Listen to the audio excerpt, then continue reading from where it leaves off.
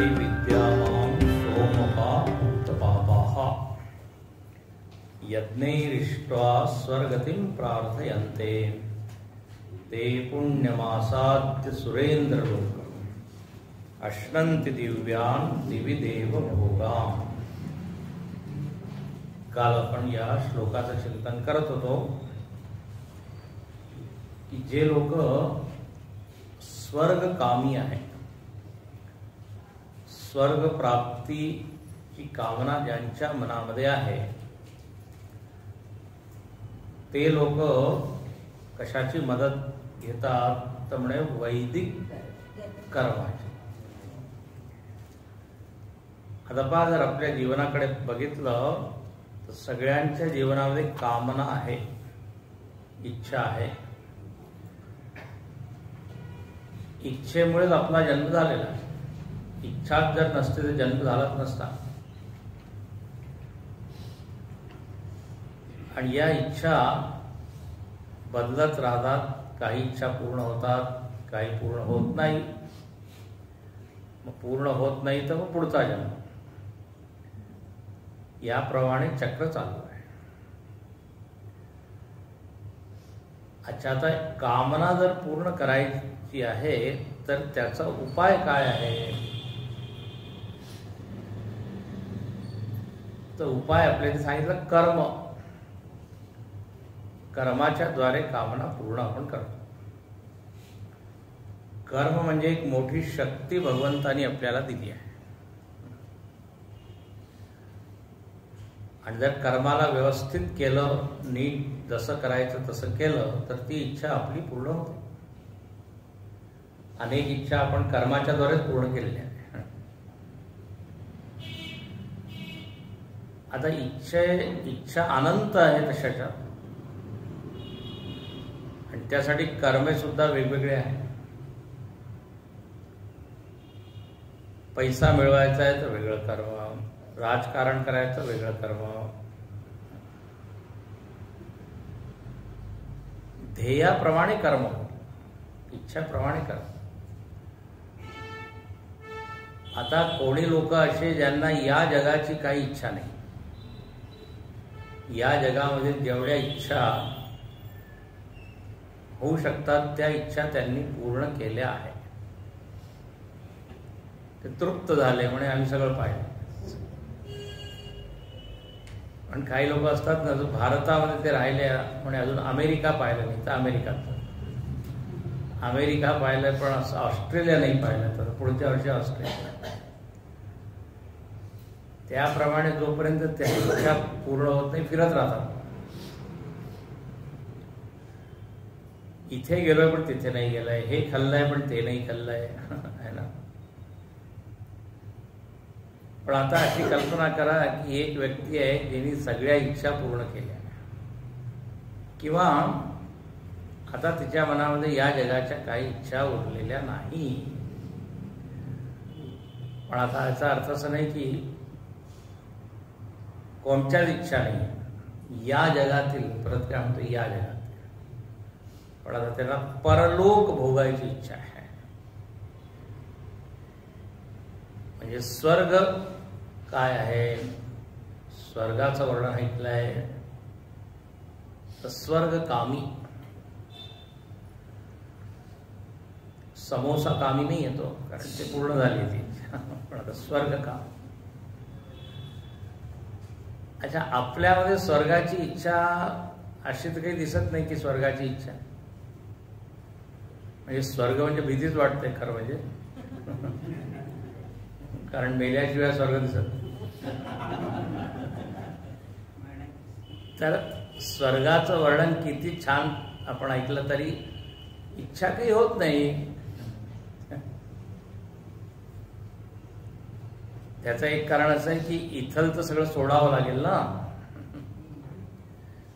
आणि हे मला सोडायचं नाही. आता जर कोणी असं सांगितलं की तुम्ही इथलं सगळं काही घेऊन जाऊ शकता बरोबर, तर मग आपण लगेच तयार. पण स्वर्गाचं वर्णन खूप आलेलं आहे. आणि आपलं शास्त्र तर म्हणतात की तुम्ही स्वर्गामध्ये जाऊ शकता. म्हणजे नुसतं असं काय म्हणतात जबरदस्ती नाही, स्वतःहून इच्छा करून तुम्ही जाऊ शकता जर तुम्ही कर्मकांड तसं केलं तर, नाही की नाही. आता याचा विचार लौकिक लोक करत नाही, कारण विश्वासच नाही की स्वर्ग नावाची काही गोष्ट आहे. असं नाही की आपण विरक्त, असं नका समजू की आपल्यामध्ये भरपूर वैराग्य नाही, आम्हाला नकोय स्वर्ग. स्वर्गाची जर एक झलक इथे दाखवली आणखी जर सांगितलं की असं असं केल्याने ही मिळेल तर पहा लगेच. आणि मी अनेक वेळा सांगितलंय कोणी स्वर्ग रिटर्न नाहीये, स्वर्गाहून आलेला आणखी तिथे असं असं आहे सांगणारा. म्हणून विश्वास नाहीये आपल्यामध्ये, वैराग्य त्यामुळे नाही. पण ज्या लोकांना विश्वास आहे आणि त्यांची ती इच्छा आहे तर म्हणे त्यांच्यासाठी उपाय आहे. त्रैविद्या, वेदांमध्ये उपाय सांगितलेला आहे. म्हणजे ही फार काय म्हणतात अद्भुत आश्चर्यजनक आहे की पुढच्या वरच्या म्हणजे सूक्ष्म लोकांमध्ये सुद्धा आपण जाऊ शकतो. हे स्वर्ग म्हणजे काय सूक्ष्म लोक आहे, दिसत नाही आपल्याला. लक्षात ठेवा, स्वर्ग म्हणजे असं वर काही चंद्रावर आहे मंगळावर आहे ते नाही, हे सगळे पृथ्वी लोकच आहे. पूर्ण नवग्रह जे आहे हे सगळं पृथ्वी लोक आहे. पृथ्वी म्हणजे नुसतं ही मंडळ एवढं जे गोल दिसतं तेच नाहीये. जेवढं स्थूल जग आपल्याला दिसत आहे ते सगळं काय आहे भूलोक, भू म्हणतात ना, भूर्भुवस्व.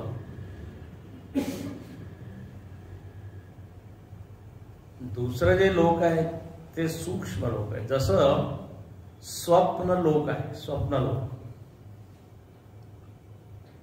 लोक सूक्ष्म आहे की नाही. स्वप्न जग आपण जे पाहतो त्याच्यामध्ये या शरीराने आपण जाऊ शकतो का? नाही. आणि ते असं कुठे अंतराळामध्ये कुठे स्थित आहे का? असं नाही. स्वप्नाच्या उदाहरणाने तुम्ही इतर सगळ्या लोकांची कल्पना करू शकता. तर स्वर्ग लोक असं आहे की जे इंद्रियांच्या द्वारे दिसत नाही पण ते आहे. आता देवतांबद्दल सुद्धा सांगतात, देवता सूक्ष्म रूपात आहे. भागवतामध्ये तर म्हटलेलं आहे की 14 लोक जे आहेत, 14 देव, ते सतत आपल्याला पाहत असतात. त्याचे साक्षी असतात, आपल्या कर्माचे साक्षी. ते आपल्याला दिसत नाही, सूक्ष्म आहे. तर स्वर्ग लोक सुद्धा असंच आहे. आता वेदांवर जर विश्वास असेल तर मग हे दोन्ही श्लोक काही कामाचे, नाही तर काही कामाचे नाही म्हणे आम्हाला.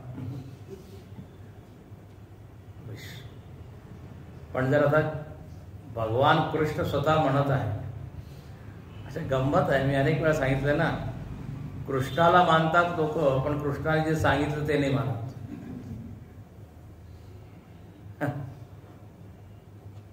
कृष्णाला मानतात, त्याची पूजा करतात, पण गीता नाही वाचणार, गीतेवर विश्वास.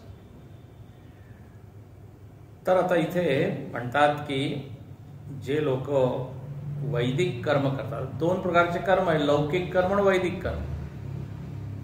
तर त्याचे जे नियम आहे ते नियमाचं पालन करून त्याचा अनुष्ठान ते करतात.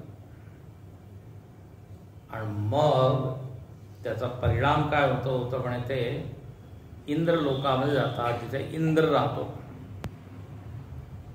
इंद्र म्हणजे सगळ्या देवतांचा राजा, स्वर्गामध्ये राहणारा. तर त्या इंद्र हे पद आहे, ते तुम्हाला अनेक वेळा सांगितलं आहे. खूप पुण्य असेल तर ते पद आपल्याला मिळतं. असं म्हणजे 100 अश्वमेध यज्ञ केले तर ते पद मिळतं. पृथू महाराजांची गोष्ट आहे भागवतामध्ये. महाराज पृथू, त्यांनी 99 यज्ञ केले आणि इंद्राने पाहिलं तर म्हणे यांचा डोळा माझ्या खुर्चीवर आहे, म्हणून त्यांनी त्या अश्वमेधासाठी सोडलेला जो घोडा आहे तोच लपवला, पळवला. पण भगवंतानी तो सोडवला वगैरे, ती गोष्ट मोठी आहे. तर अर्थ काय आहे, हे पद मिळू शकतं जर यज्ञ वगैरे केले. अच्छा, तेतम भूत्वा स्वर्गलोकम विशालम 21व्या श्लोकात म्हणे ते म्हणजे के, तर म्हणे जे कर्म करतात वैदिक कर्म, ते लोक त्या स्वर्गलोकाचा भोग करतात, त्याचा उपभोग करतात, आनंद घेतात. आणि म्हणे स्वर्गलोक किती मोठं आहे, विशाल आहे. आता विशाल म्हणजे इथे असं शब्द दिलेला, म्हणजे हे नाही दिलाय की मोजणी माप. विशाल म्हणजे भरपूर, अनेक काळापर्यंत तो तिथे ते लोक भोग करतात, कालावधी भरपूर आहे. तर विशालम, आणि त्याचा एक अर्थ असा आहे की किती भोग केले तरी ते आजारी पडत नाही. जास्त भोग इथे नाही करू शकत आपण, जास्त भोग केल्यावर आजारी. पण विशाल, किती खा प्या, अशा त्या विशाल लोकाचा उपभोग करून आता म्हणजे ते तिथेच राहतात की काय, म्हणे नाही. क्षीणे पुण्ये मर्त्यलोकम विशंती, पुण्य क्षीण झालं की ते परत येतात. म्हणजे पुण्य एक प्रकारची काय, तसं पैसा असतो की नाही, पैशाप्रमाणे आपण काही कोणा काय ठिकाणी राहतो, हॉटेलमध्ये कुठे 5 स्टार हॉटेल्स 3 स्टार हॉटेलमध्ये काय बुकिंग करतो, 4 दिवस 8 दिवस 10 दिवस, त्याच्यापेक्षा जास्त नाही लोक जाऊ शकत. किंमत आपण दिली ना, त्याप्रमाणे पुण्य काय, पुराची किंमत आहे. ते क्षीण झाले की आता तिथून तुम्हाला परत यावं लागतं.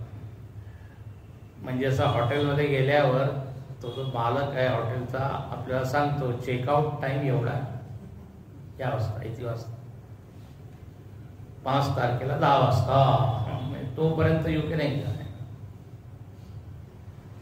क्षीणे वित्ते, आपण असं म्हणू शकतो, क्षीणे वृत्ते ग्रहलोकम विशंती, परत आपल्या घरी.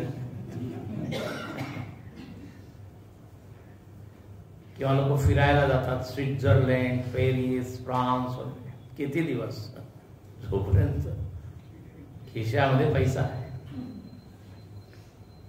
एवढाच पैसा राहिला ज्याने विमानाचं तिकीट मी विकत घेऊ शकतो परत.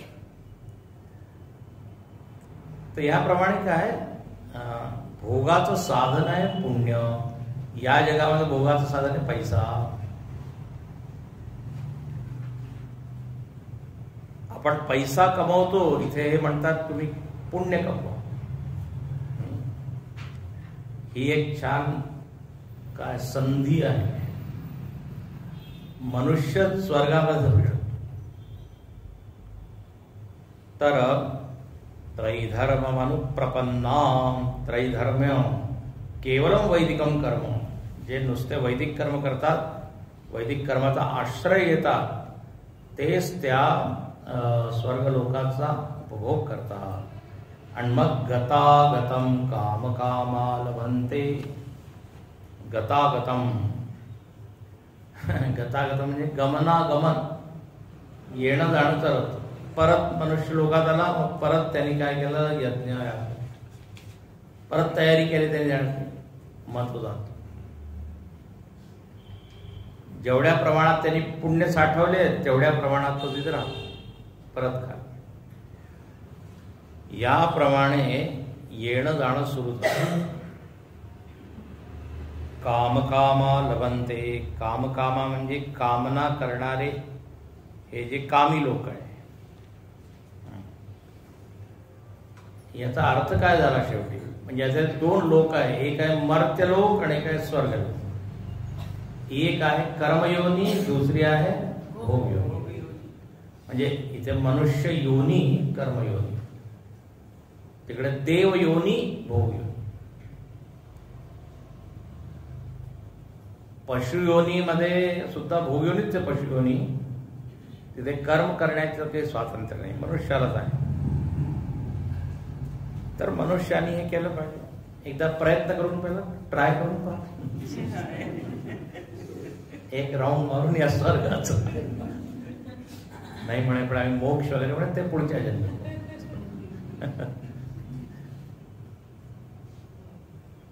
आणि वर्णन तर खूप आहे स्वर्गाचं. नचिकेताने खूप वर्णन केलंय की इथे कठोपनिषदात. आता जो प्रसंग चालू आहे सकाळच्या वर्गामध्ये तिथे हेच सांगितलंय. नचिकेताला एवढे प्रलोभन यमराज देत आहे.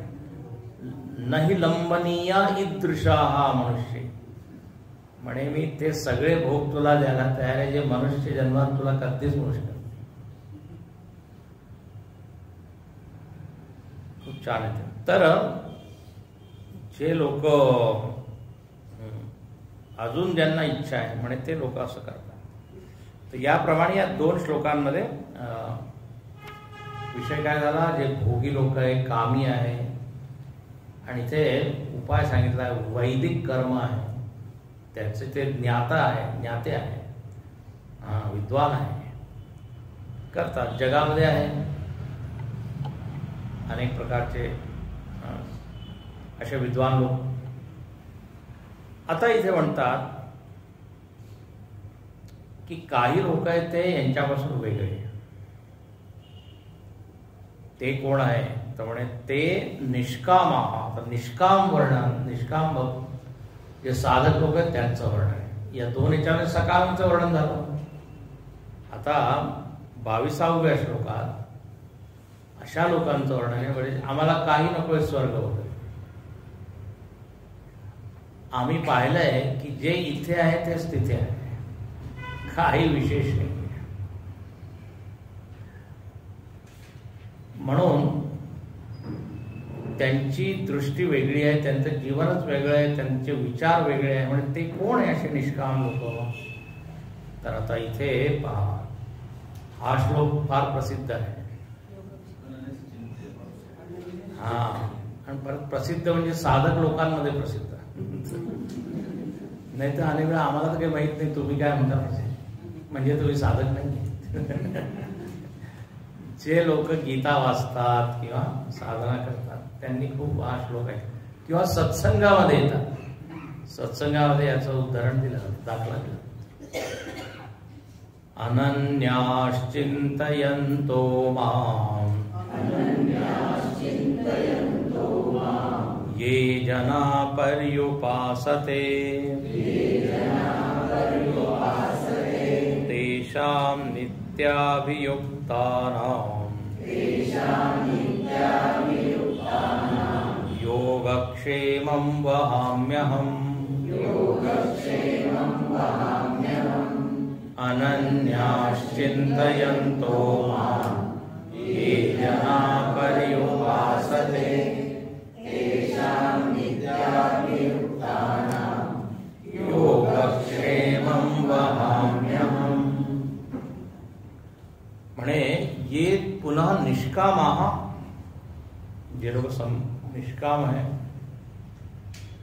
आता बघ, शहरामध्ये अनेक दुकानं आहे, काही मार्केट आहे, पण आता या शहरामध्ये असे लोक ज्यांनी ते कधीच पाहिलं नाही, कारण त्यांची तिकडे जाण्याची इच्छाच नाही. म्हणजे तो मॉल पाहिला का, तो थिएटर पाहिला का, म्हणजे कधीच निष्काम. त्याचप्रमाणे जे लोक विरक्त आहे या सगळ्या भोगांपासून, ते काय, ते कोण आहे तर ये जनाः पर्युपासते, हे उपासक लोक आहे. हे कामी नाहीये, कर्मी नाहीये, हे उपासक आहे. यांचंच वर्णन आधी महात्मा म्हणून केलेलं आहे, पण आता मध्ये हे 2 श्लोक त्यांनी टाकले कर्मी लोकांमध्ये. परत आता उपासक म्हणे ये जनाः, ये भक्त जनाः असं म्हणू शकतो. जनाः शब्द आहे, जना म्हणजे उपासकाः. पर्युपासते, खूप छान भजन करतात, उपासना करतात, भजतात. परि उपासते, परितः उपासते म्हणजे खूप छान उपासना. असं अर्धवट मनाने किंवा काही थोड्या वेळासाठी असं नाही. त्यांचं मन भगवंतामध्ये रमलेलं आहे. भगवंतामध्ये एवढी गोडी आहे की त्यांना आता जगातले भोग वगैरे काही आवडीचे वाटत नाही. तर असे हे उपासक, त्यांना देवच आवडतो. आता ज्याला देवच आवडतो तो काय करेल? देवाचं चिंतन करेल. तर म्हणून अनन्यास चिंतयंतो, तर म्हणे ते चिंतन करणारे आहे. चिंतन. आणि चिंत्य काय आहे? तर म्हणे बघ मीच आहे, माम. माझं चिंतन करत राहतात दिवसभर. माझ्या लीला ऐकतात, माझे गुण गातात, माझं कीर्तन करतात, माझं ध्यान करतात. त्यांच्या मनामध्ये सगळ्या वृत्ती माझ्याबद्दलच. अशा वृत्तीच्या केंद्रामध्ये काय? केंद्रच म्हणतात, सेंटर पॉइंट मी. जर त्यांच्याशी कोणी भेट करायला गेलं तरी ते देवाचीच गोष्ट. जर इतर विषयाबद्दल चर्चा केली तर ते म्हणतात हरिओम मला वेळ नाही. ते एक स्वामीजी म्हणायचे, अखंडानंद महाराज, त्यांच्याकडे भेटायला कोणी यायचं वृंदावनमध्ये. प्रसिद्ध आचार्य होते, त्यांना कृष्णाचं दर्शन झालं. आता कोणी लोक यायचे आणि लौकिक गोष्टी चर्चा करायचे तर ते आपल्या शिष्यांना सांगायचे, जरा यांना डायनिंग हॉलमध्ये घेऊन जाते, चहा वगैरे यांना. म्हणजे त्यांना याच्यावर आवडच नाही. तर म्हणे यांच्याबरोबर वेळ घालवण्यात काही सोपं आहे. अनन्य. अनन्यश्चिंतयन्तो माम, चिंतनाचा विषय. एक श्लोक घेऊन त्याच्यावरच विचार करत आहे की नाही? असं चिंतन केलं पाहिजे. एक श्लोक आहे किंवा एक मंत्र आहे, एक लीला आहे, लीला चिंतन करतात आणि मग नवीन नवीन त्याचे अर्थ त्यांना सुचतात. त्यामुळे असे चिंतन करणारे उपासक आहे. अच्छा, आणखीन एक शब्द आहे अनन्य, म्हणजे अन्य नाही. त्यामुळे हे सगळं हेच करत राहत. मग यांची सोय कोण करतं? खाण्यापिण्याची, अन्न वस्त्र निवारा वगैरे. त्यामुळे तेषां नित्याभियुक्तानां योगक्षेमं वहामि अहम. शेवटचा शब्द पहा, अहम तेषां, तेषां उपासकानां भक्तानां योगक्षेमं वहामि. आता ज्यांनी सगळं काही मला दिलंय तर आता माझी जबाबदारी नाहीये का? त्यांचं योगक्षेमाचं लक्ष मी ठेव. आता योगक्षेम म्हणजे काय? हे शब्द खूप आपण ऐकले आहे. म्हणजे काय योग म्हणजे? याला आता संस्कृतमध्ये ही परिभाषा तुम्ही पाठ करून घ्या. अप्राप्तस्य प्रापणम योग.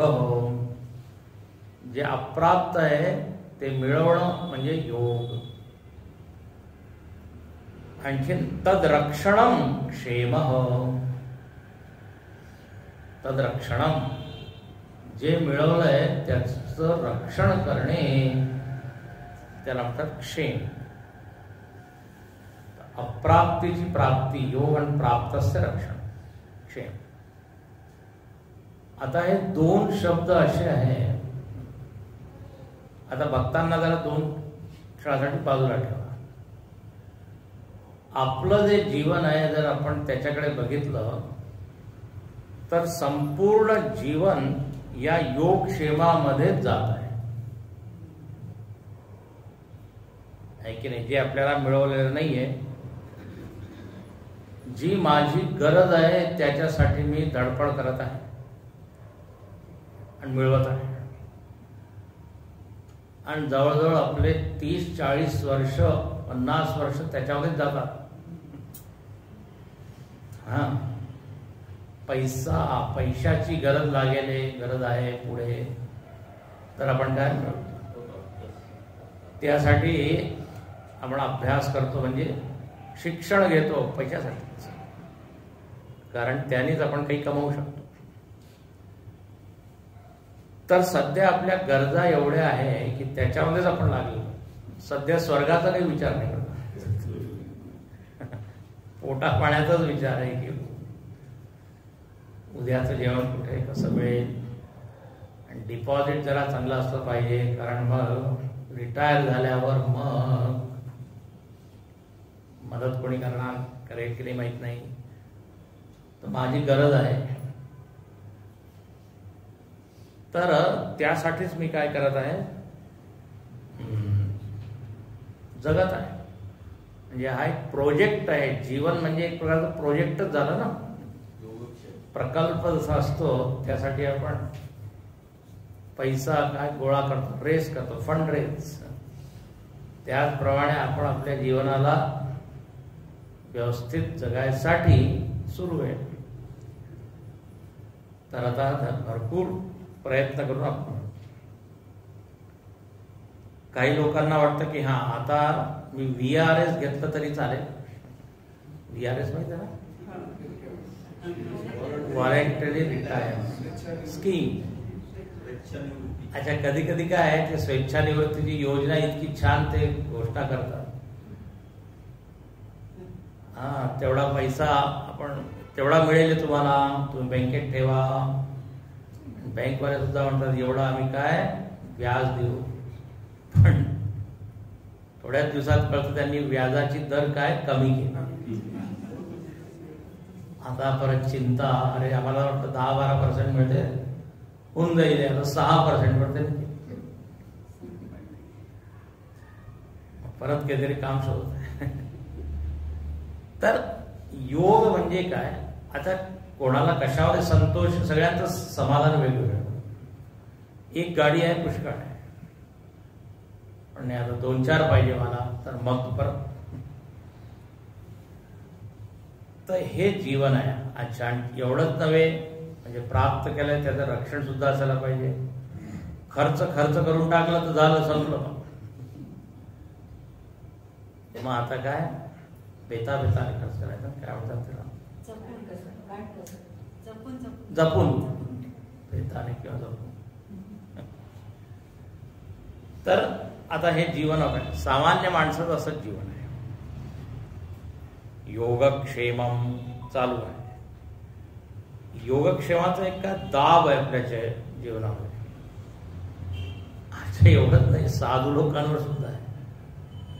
आश्रम आहे, आता आश्रम चालवायचा आहे, त्यासाठीच पैसा पाहिजे. मंदिर बांधत आहे, त्यासाठी सुरू आहे. अच्छा, बांधल्यानंतर मग मेंटेन करणं ते फार कठीण. बांधणं सोपं, लग्न पाहावं करून आणि घर पाहावं बांधून. आता घर बांधलंच आहे, पण आता मेंटेन करायचं, मेंटेनन्स द्यावं लागतो ना, भाडं काय. तर आता आपण हे करतोय तर ठीक आहे, पण आता ज्याचं वर्णन आता आपण ऐकलं, अनन्यास चिंतयन्तो माम ये जना पर्युपासते, त्याचं हे कोण करतं योग. कारण त्यांनी तर आपलं सगळं जीवन त्या भगवंताच्या चिंतनामध्ये लावून दिलं. तर आता देव म्हणतो ही जबाबदारी मी घेतो, आहे की नाही.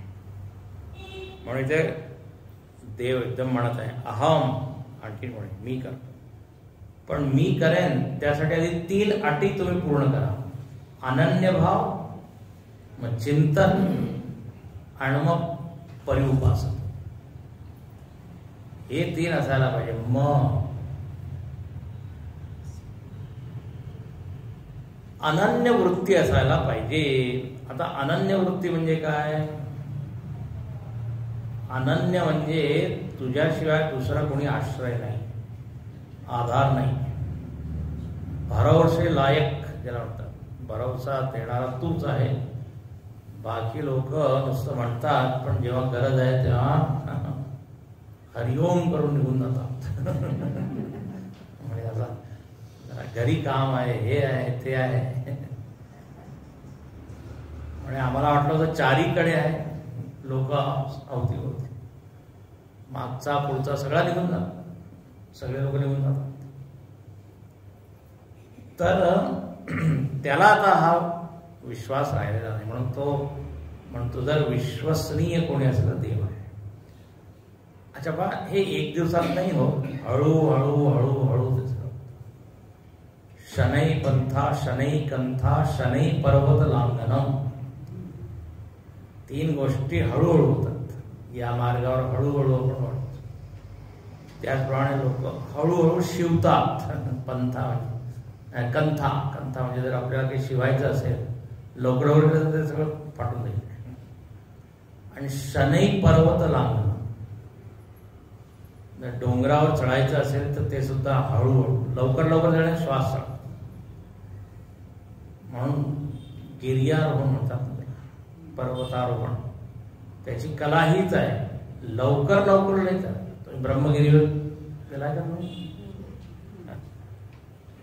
अंजनेरी इथे आहे बरोबर, रामशेज, हळूहळू जर आपण चढलो तर पोचतो. तर इथे म्हणतात की भगवंतावर पूर्ण विश्वास हळूहळू येतो. आता हा जो साधू आहे याचा भरोसा देवावर आहे, एफडीवर नाही आहे किंवा शेअर मार्केटवर नाही आहे. कारण त्यांनी काही कमवलंच नाही, काही त्यांनी नोकरी थोडी केली, धंदा थोडी केला. तर आता देव म्हणतो की यांनी माझी काळजी केली, म्हणजे माझं चिंतन केलं ना, तर मी त्याची काळजी.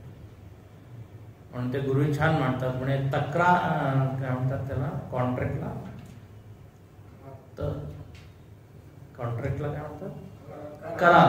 करार करार सांगितलं, करार केलाय म्हणे. काय करार केलाय देवाबरोबर? म्हणे मी तुझं चिंतन करेल, तुम्ही माझी चिंता करा. हा कॉन्ट्रॅक्ट देव इथे करत आहे. म्हणून इथे पहा, दुसऱ्या ओळीमध्ये जो शब्द आहे, तेषाम नित्याभियुक्ता, पुढच्या ओळीमध्ये 3 साधना सांगितली, परिउपासना, चिंतन आणि अनन्यभाव. आणि तिघासाठी एक शब्द जर काही असेल तर नित्य अभियुक्त, ते सतत माझ्याशी जोडलेले. अशा 2 शब्द वगैरे काही होत, युक्त मग अभियुक्त, नित्य अभियुक्त. म्हणजे अभियुक्त म्हणजे पूर्णपणे, आणि ते सुद्धा आता एक दिवस तर मी पूर्णपणे जोडलोय, पण दुसऱ्या दिवशी विसरतो असं नाही, नित्य. म्हणजे अटी फार मोठ्या आहे बरं का, नाही तर म्हणून आमचं तर कोणी देव पाहतच नाही आपल्याकडे.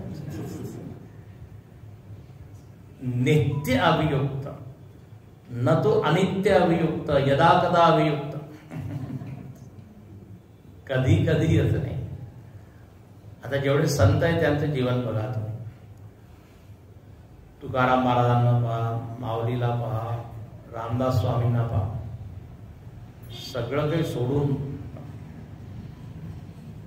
एक ध्यास, एक चिंतन. तर म्हणे मग मी त्यांचं योगक्षेम म्हणतो. आता अनन्य पहा, अनन्य शब्दाचे 2-3 अर्थ आहेत. एक शब्द तर असं आहे की आता मी सांगितलं, वेगवेगळे जे आश्रय आहेत ते सोडून तो देवावर जास्त भरोसा ठेवतो, आश्रय बुद्धी. दुसरा अनन्य शब्दाचा अर्थ सांगितला आहे की जगामध्ये फक्त देवालाच बघणे, त्याला म्हणतात अनन्य. देव म्हणजे जग आणि मी त्याचा सेवक. जगाकडे, जगामध्ये देवाला पाहणे, अशी परिभाषा दिलेली आहे. म्हणजे देवाशिवाय दुसरं काही नाही. अनन्य शब्दाचा अर्थ काय? आता सध्या आपण काय अन्य अन्य अन्न पाहतो ना,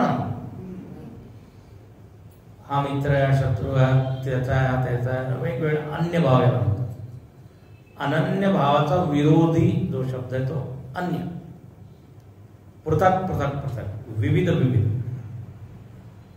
पण सो अनन्य जाके असी मती न टरई हनुमंत, मैं सेवक सचराचर रूप स्वामी भगवंत. मारुतीला अशी परिभाषा दिली अनन्यतेची की मी चराचर आहे. देव म्हणतो राम हनुमंतांना, चराचर मी आहे. आणि जो सेवक आहे तो म्हणतो मी तुझा भक्त आहे. म्हणजे फक्त ते दोनच आहे, भगवान आणि भक्त, जग नाहीये असं. आता पहा आमचे स्वामी छान सांगतात की जग जे आहे ना ते आपल्याला कधीच म्हणत नाही. जग जग आहे. आपण त्याच्याकडे कसं बघू शकतो हे आपल्यावर आहे. कोणासाठी जग म्हणजे वैरी आहे. आपल्यामध्ये जर ती दृष्टी असेल तर असं त्याला दिसेल की सगळेजण माझा विरोधच करत आहे, संघर्ष करत आहे. त्याची अशी वृत्ती स्वतःमध्ये, मग तो ते वादच करेल. जर कोणामध्ये कशी कलाची वृत्ती, कलेची वृत्ती, तर त्याला सगळीकडे जगामध्ये काय दिसेल? सौंदर्य, संगीत, कविता, नाटक, हे सगळं पाहण्याची म्हणजे जग काही म्हणत नाही तुम्ही कसं पाहताय, आपण कसं. हा, रसिक असतात.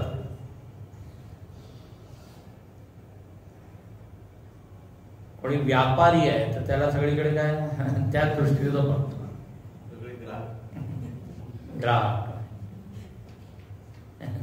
दुकानावर काही कोणी व्यक्ती अरे आला ग्राहक.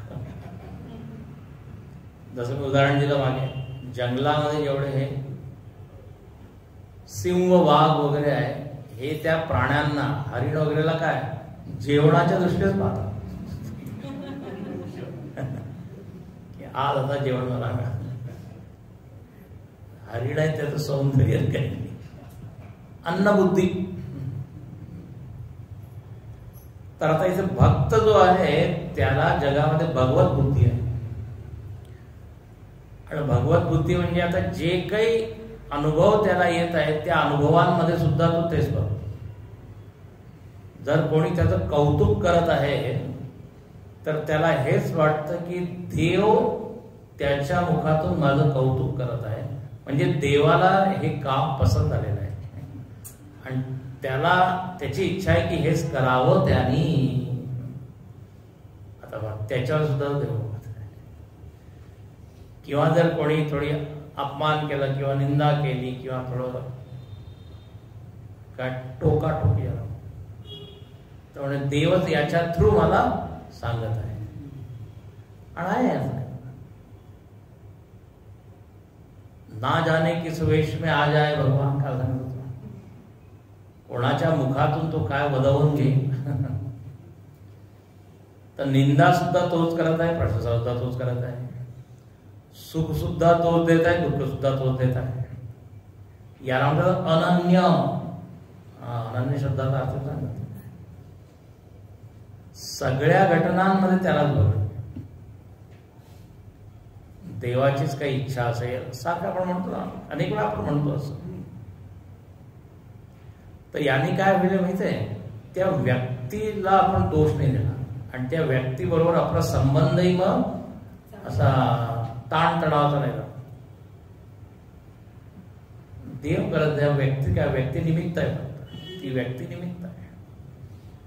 त्या व्यक्तीमध्ये रागद्वेष नाहीये. देव पण फार सूक्ष्म दृष्टी आहे, इतकं सोपं नाही, पण हळूहळू करू शकतो. जर आनंद चिंतन जर करत राहिलं ते असं तर मग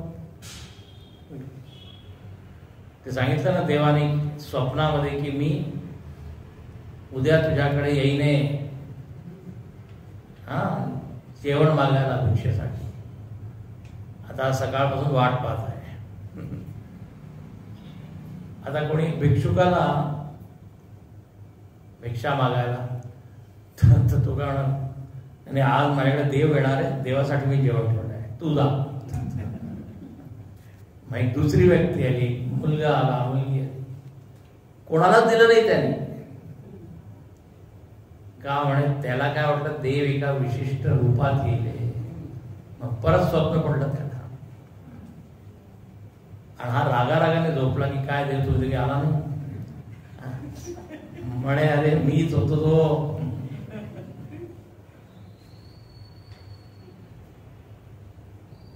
अनन्य. तर इथे बघ दोन आहे, तू आहे ना मी आहे. तर ही दुसऱ्या स्तराची अनन्यता. पहिली काय सांगितलंय की सगळं काय आश्रय, दुसरं आहे. आणि तिसरे जे शंकराचार्य म्हणतात अनन्य म्हणजे भगवंताशी एकरूप होऊन जाणं, ब्रह्मनिष्ठ होणं म्हणजे अनन्य. तुझ्यामध्ये आणि माझ्यामध्ये काही भेदच नसणे. शंकराचार्य म्हणतात अप्रथक भूताः परम देवम नारायणम आत्मत्वेन गताः. असं आत्मरूपाने देवाशी संबंध होणे म्हणजे आत्मरूपात तूच बसणार. तर त्याला आता डोळे उघडायची गरज नाहीये, सतत तो त्याच्यामध्ये स्थित आहे. अनन्य ही अनन्यता सर्वश्रेष्ठ सर्वोच्च स्तराची. गीतेमध्ये याला ज्ञानी भक्त म्हटलेला आहे. ज्ञानी तो आत्मैव, ज्ञानी मला आत्मरूपात जाणतो. तर म्हणे याप्रमाणे अनन्यतेचे वेगवेगळे असे टप्पे आहेत. आता जो असा एकरूप झालेला आहे किंवा ज्यांनी मला चराचर जगामध्ये पाहिलेलं आहे, तर म्हणे आता मी त्याचं योगक्षेम वहन करतो. आता त्याचं योगक्षेम वहन करणे म्हणजे काय, तर म्हणे त्याला ज्याची गरज आहे ते मी पुरवतो. अच्छा, गरज म्हणजे आता काय, गरज म्हणजे सुद्धा फक्त जेवणच पुरवतं एवढं नाही आहे. अन्न वस्त्र निवारा आहे तर एक प्रकारची गरज झाली. दुसरी मानसिक गरज. तेव्हा अप्राप्त जे त्याच्याकडे नाहीये ते त्याला तो देतो. म्हणजे आता त्याला गुरुची गरज आहे, गुरुला मी पाठवतो. साधनेमध्ये जे काही कमतरता आहे ती मी पुरवतो. असा योग घडवून आणतो की त्याला ती साधना करता येते. कळतंय का?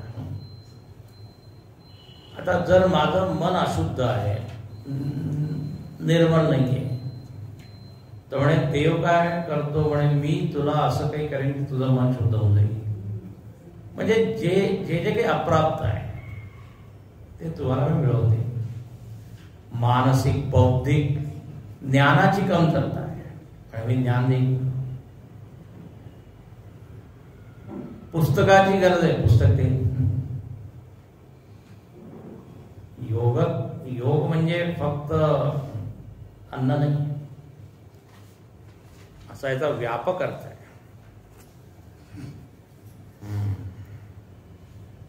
वैराग्य पाहिजे, वैराग्य म्हणजे गीते उपनिषदांमध्ये म्हटलेलं आहे, उपनिषत्सु धर्माः ते मयि सन्तु ते मयि सन्तु. केनोपनिषदामध्ये तिथे शांती मंत्र आहे. प्रत्येक उपनिषदात एक शांती मंत्र आहे. तर तिथे मंत्र आहे ते मयि सन्तु ते मयि सन्तु.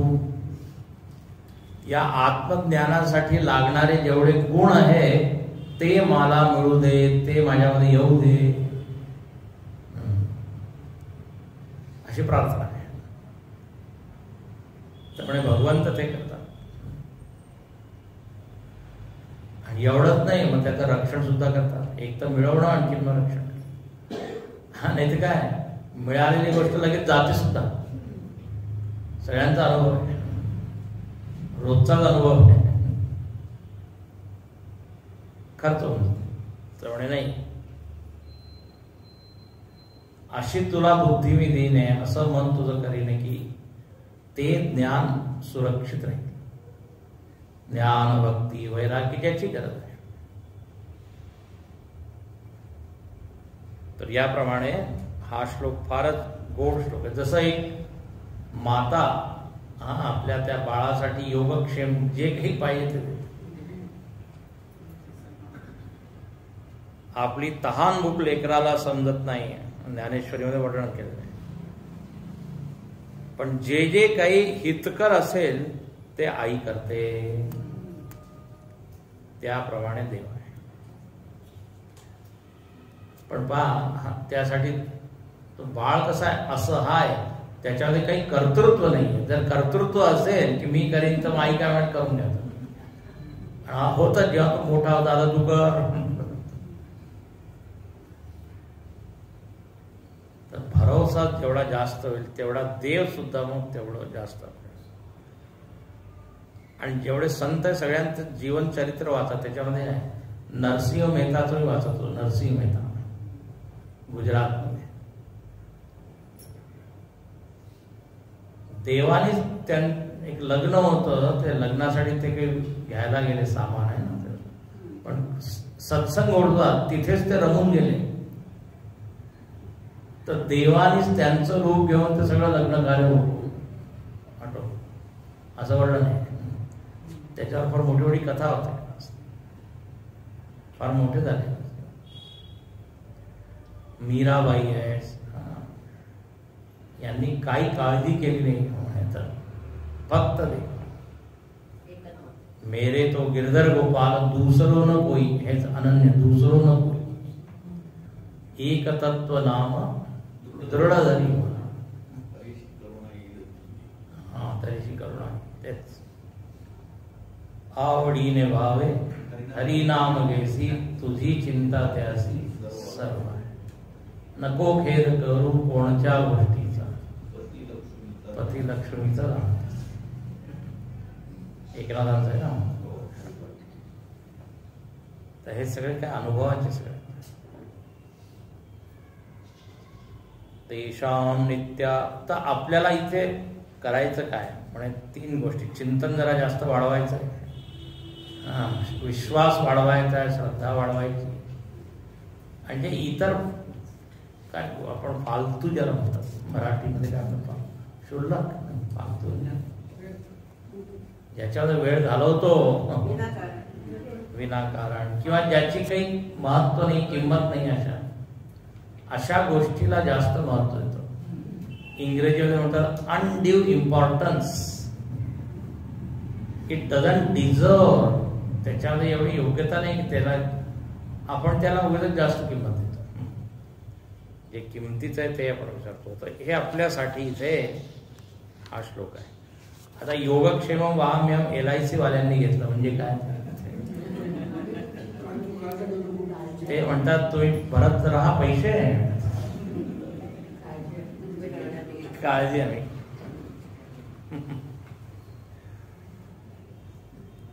पण त्यांची काळजी कोण करत नाही.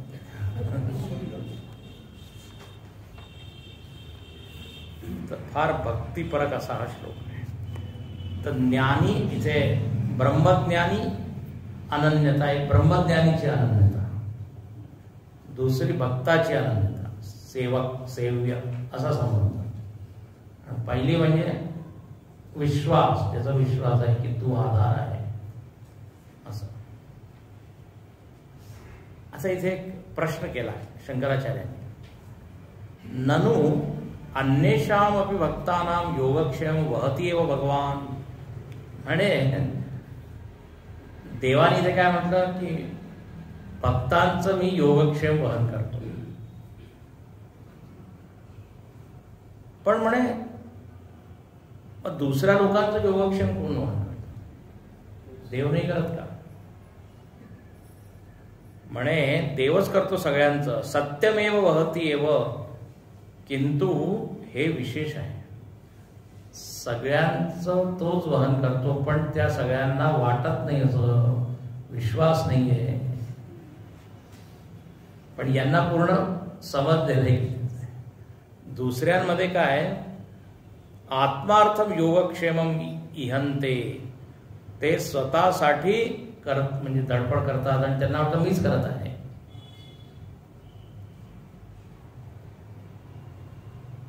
खरंच सगळ्यांचं पालन तोच करत आहे, पण त्यांना विश्वास नाही. असं इथे एक छोटासा प्रश्न. चला आता उद्या. ओम पूर्णमद पूर्णमिदं पूर्णात् पूर्णमुदच्यते पूर्णस्य पूर्णमादाय पूर्णमेवावशिष्यते. ओम शांति शांति शांति. हरि ओम. श्री गुरुभ्यो नमः. हरि ओम. जसं ते उदाहरण आहे ना, उंटावर बसलेला आहे आणि बाठोडं त्यांनी स्वतःच्या डोक्यावर ठेवलेलं आहे आणि उंटावर फार ओझं होईल है ना. आता उंटच त्याचं वहन करत आहे, पण त्याला वाटतं की मी